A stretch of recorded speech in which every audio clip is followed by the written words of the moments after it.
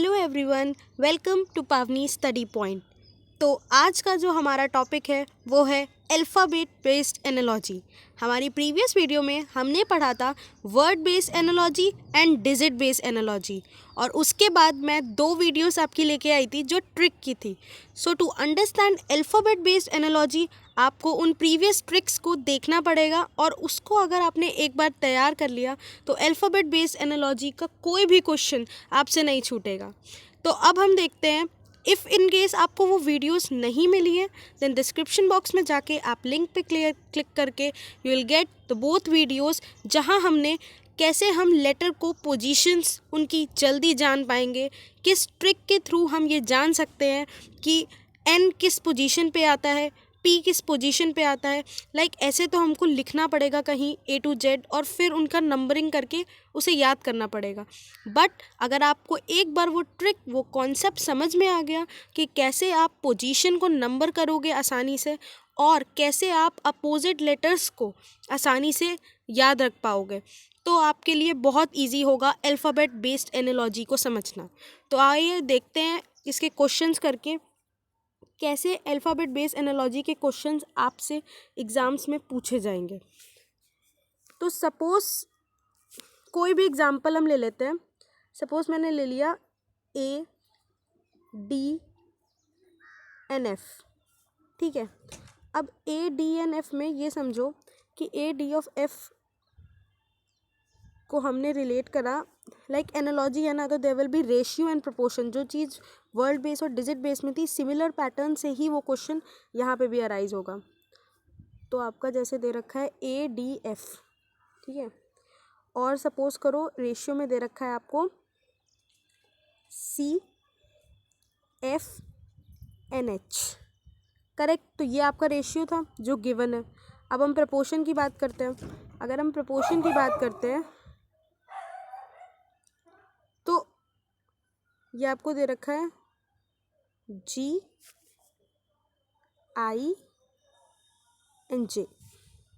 ठीक। अब इससे आपको वो इसका पूछेगा, तो आप कैसे एनालाइज करेंगे कि आपको यहाँ पे क्या आंसर देना होगा, क्या सूटेबल नंबरिंग होगी। इसके लिए आपको पोजीशन लेटर्स की पता होना बहुत ज़रूरी है। तो वो ट्रिक को देखो कि कैसे हम जल्दी से ये बता सकते हैं। A तो हम बता सकते हैं A किस पोजीशन पे आता है, 1 पे आता है। D भी आप बता सकते हैं 4 पे आता है। F किस पे आता है, 6 पे आता है, ठीक। अब इधर देखो C किस पे आता है, 3 पे आता है, F 6 पे और H 8 पे, राइट। अब हम यहाँ पे देखेंगे G किस पे आता है, 7 पे, I 9 पे, J 10 पे। अब यहाँ पे क्या होगा, राइट। तो अब देखो A से C बना तो कितना ऐड हो रहा है, +2, 1 + 2 ही तो 3 होता है। D से F बन रहा है तो कितना ऐड हो रहा है, +2 हो रहा है। F से H करो तो कितना हो रहा है, +2। तो मतलब यहाँ +2 पे लेटर्स ऐड हो रहे हैं। सिमिलर काम हमको क्या करना होगा, जो काम एनालॉजी क्या कहती है, सिमिलैरिटीज, समानता दो चीज़ों में। तो यहाँ पे भी अब हम समानता ही देखेंगे।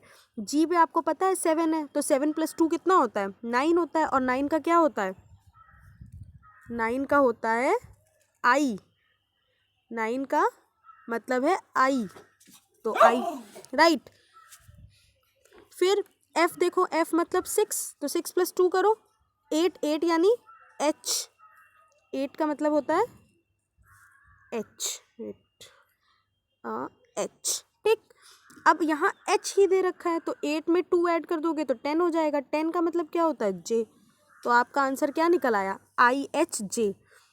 इस तरीके का क्वेश्चन अल्फ़ाबेट बेस्ड एनालॉजी में पूछा जाता है। सी, अल्फ़ाबेट एनालॉजी में बेसिकली 3 टाइप के क्वेश्चन पूछे जाएंगे। एक तो आपका देखो पूछा जाएगा या तो एडिशन कर दो, मतलब लेटर्स का एडिशन होगा, जैसे A से C पे गए, C से E पे गए, तो यहाँ +2 हो रहा है, राइट। या फिर आपसे क्या पूछा जाएगा, माइनस, सब्ट्रैक्शन हो रहा होगा, जैसे A से वो Z पे आया मतलब वो -1 पे आया, राइट। इस तरीके से अगर ये दोनों केस नहीं होंगे, टाइप ऑफ क्वेश्चन नहीं होंगे, तो आपके क्वेश्चन होगा अपोजिट लेटर्स का। तो आपका क्वेश्चन कैसा होगा, अपोजिट लेटर्स का। इन तीनों कॉन्सेप्ट्स के अलावा अल्फ़ाबेट बेस्ड एनालॉजी में और किसी भी टाइप का क्वेश्चन नहीं पूछा जाएगा। अब हम थोड़े और क्वेश्चंस लेके आए हैं जो बहुत इंपॉर्टेंट है और हर टाइप को वो कवर करेंगे, तो उससे हम ज़्यादा अच्छे से समझ पाएंगे। See our first question, ADG ratio FIL proportion KNO, आपको इसके आगे का फिल करना है। अगर आपको पोजीशन लेटर की पता है और आप एक बार ये एनालाइज कर लेंगे कि यहाँ प्लस हो रहा है, सब्ट्रैक्शन हो रहा है या फिर अपोजिट लेटर्स का यूज़ हो रहा है, then it will be easy for you to analyse and solve that particular problem, right. तो अब देखो ए किस पोजीशन पे है, 1 पे है, पता है D4 पे है, G7 पे है। बहुत इजी है इसको याद रखना, ए से लेकर जेड तक के लेटर्स कैसे पोजीशन, उनके नंबरिंग बहुत इजी है। बस एक बार ट्रिक अगर आपने देख ली प्रीवियस वीडियो में, then it will be easy for you to solve any question from alphabet based analogy. 6 F किस पे है, 6 I 9 L 12, तो ये नंबरिंग हो गई इनकी, ठीक है। अब देखो यहाँ पे कैसे नंबरिंग हो रही है, ए से एफ जा रहा है 1 से 6, यानी कि कितना ऐड हो रहा है, +5 ऐड हो रहा है। तो जो काम यहाँ ए से एफ में जाने के लिए हो रहा है वही काम तो के से यहाँ आने के लिए भी होगा कि नहीं होगा, होगा। तो हम क्या करेंगे, हमको के की पोजीशन पता होनी चाहिए। के की पोजीशन क्या है, ऑब्वियसली 11 है। के की पोजीशन क्या है, 11 है। अच्छा, यहाँ 1 था तो आपने +5 किया तो 6 पे पहुँचे। यहाँ 11 है, यहाँ 11 में आप +5 करोगे तो कितना आएगा, 16। और 16 की पोजीशन पे कौन सा लेटर होता है, 16 की पोजीशन पे लेटर आपका होता है P। तो यहाँ क्या आ गया, P आ गया। अब देखो ये और ये दोनों ऑप्शंस गलत हैं क्योंकि हमें पहले P आ रहा है हमारा, राइट। या तो PQR आंसर होगा या फिर PST होगा। ये आप पहले ही क्लियर कर लिया करो ताकि आपके पास अगर ऑप्शंस कम होंगे तो आंसर उसका जल्दी निकलेगा। अब देखो नेक्स्ट क्या है, D यानी 4 है ना, और इधर क्या है 9, तो इधर भी क्या किया, इधर भी +5 ही हो रहा है। अब n का आपको पता होना चाहिए नंबरिंग, n की नंबरिंग होती है 14 और 14 में +5 किया तो कितना आ रहा है 19। 19 का मतलब क्या होता है S, तो PS तो हमारा आ गया। अब यहाँ PQ था मतलब ये भी गलत, तो हमारा आंसर कितना निकल आया PST। आई होप आपको समझ में आया हो कैसे पोजीशंस की नंबरिंग अगर हमें याद है तो अल्फ़ाबेट बेस्ड एनालॉजी का कोई भी क्वेश्चन आपसे नहीं छूटेगा। और क्वेश्चंस देखो इसके थोड़े, ये देखो ये क्वेश्चन, ये 4 लेटर्स में है LJGC। अब आपको यहाँ बताना है, कोई दिक्कत नहीं है, आपको नंबरिंग अगर पता है तो कोई दिक्कत नहीं है। देखो L आपको पता है, L का क्या होता है 12, J 10, G 7, C 3, करेक्ट। इधर आपको निकालना है, U का आपको पता है 21, S 19, P 16, NL 12, N आपको पता है 14, R 18, U 21 एंड W 23। ठीक, नंबरिंग हमने सबकी कर दी। अच्छा, अब देखो यहाँ पे यहाँ कैसे डिफरेंस चल रहा है, यहाँ 21 है, यहाँ 14 है, यहाँ 21 है, यहाँ 14 है। कितना डिफरेंस आ रहा है 21 और 14 में, 21 और 14 में डिफरेंस आ रहा है 7 का।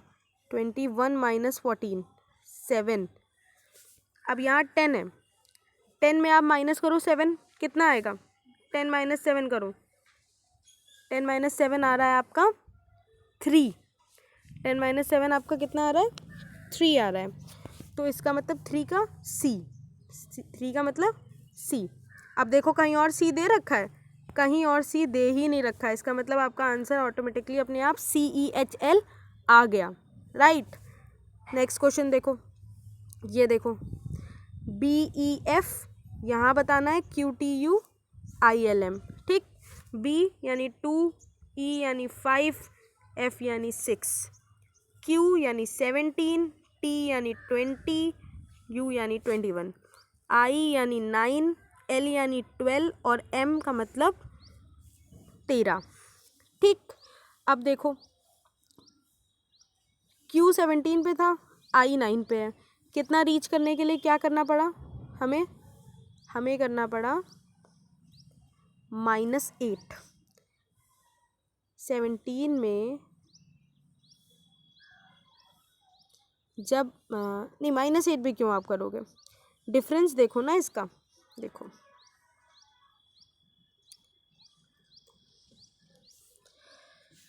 अब यहाँ देखो कि 9 से 17 पे जाने के लिए कितना हमको चलना पड़ा, तो 9 + 8 17 होता है, 9 + 8 ही तो 17 होता है। तो बस, तो इतना गए। अब यहाँ इसको देख लो, ये क्या था, ये था 2 ही तो था। तो इसके लिए 9, तो ये आपका कितना आ जाएगा, TWX देखो आ रहा है, जो आंसर आपका आ रहा है वो आ रहा है TWX।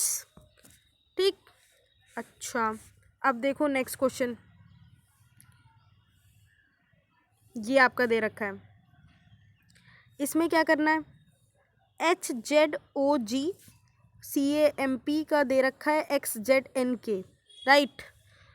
अब इसको सॉल्व करने के लिए हमको यहाँ पे भी नंबरिंग करनी पड़ेगी, H की 7, 26, 15, G is 7, C3, A1, M13, P16, X24, Z26, N14, K11, सारी नंबरिंग हमको मालूम है। ठीक, अब देखो इसको कैसे सॉल्व करेंगे, HZOG, इधर देखो डिफरेंस क्या आ रहा है, इधर 24 है, इधर 3 है ना। अब इधर देखो क्या हो रहा है, तो ध्यान से अगर देखो तो यहाँ पे अपोजिट वर्ड्स की बात हो रही है, नंबरिंग की बात नहीं हो रही है। कैसे समझोगे ये, जो मैंने अपोजिट लेटर की वीडियो बनाई थी, जहाँ हमने अपोजिट लेटर की ट्रिक्स जानी थी कि A का अपोजिट Z होता है, B का Y होता है, C का X होता है, D का W होता है, E का V होता है। ये स्टोरी जो हमने सीखी थी ट्रिक में, वही स्टोरी आपको बस याद रखनी है कि एक अजीज़ नाम का लड़का था, वो क्रैक्स और ड्यू खाता था, EVS का उसका पेपर था, हायर सेकेंडरी में वो बहुत अच्छे नंबर से पास हुआ था, इसलिए वो अपने आप को ग्रेट समझता था। ये जो ट्रिक मैंने बताई थी, बस ये ट्रिक अगर आपके माइंड में सेट हो गई, एक बार ये स्टोरी आपको याद हो गई, तो कोई भी अपोजिट लेटर निकालने में आपको बिल्कुल भी देर नहीं लगेगी। अब देखो कैसे, इसके अपोजिट लेटर्स अगर आपको याद है तो आंसर आपका तुरंत निकल आएगा। कैसे, H हायर सेकेंडरी मैंने बात की थी ना, तो H का क्या था हायर सेकेंडरी, H और S, तो H का अपोजिट लेटर था S। Z अजीज़ नाम का लड़का था, अजीज़ यानी A और Z, तो Z का अपोजिट क्या था, A। O लोटो के शूज़, O का L। G वो अपने आप को ग्रेट समझता था, तो G का क्या था, T। आंसर आपका आ गया, अपोजिट लेटर्स, आंसर आपका आ गया सॉल्ट, करेक्ट। अच्छा अब और देखो, अगर अल्फ़ाबेट्स में ही नंबरिंग का क्वेश्चन आ जाए तो वो क्वेश्चन कैसे होगा, DF है जैसे, तो D का आपको ये तो पता है 4 है, ये आपको पता है 6 है, यहाँ 12 पे दिखा रहे हैं इसका रेशियो, तो इसको 12 कैसे आ रहा होगा, ऑब्वियसली 4 × 6 किया होगा, डिवाइड बाई 2 कर दिया होगा, तो 24 divide by 2 will be 12, right. अब HI का आपको खेलना है, तो HI आपको H का पता है 8 और I पता है 9, तो 8 9 72, 72/2 इज 36, आपका आंसर कितना आ गया, 36, क्लियर कट आंसर आपका 36 आ गया। तो ये कुछ पैटर्न्स थे जिसमें हमें पता चला कैसे अल्फ़ाबेट बेस्ड एनालॉजी के क्वेश्चन सॉल्व होंगे।